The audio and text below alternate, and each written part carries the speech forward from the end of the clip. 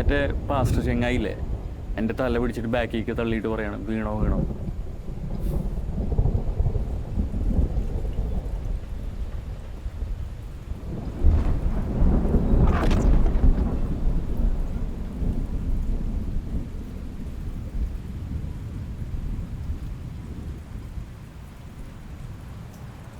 എടാ,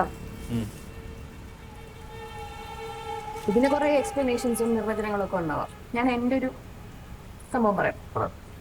ഈ പാട്ടിനെ പിൻപറ്റി നിൽക്കുന്ന ആൾക്കാർ നമുക്ക് രണ്ട് വിഭാഗമായിട്ട് കാറ്റഗറൈസ് ചെയ്യാം.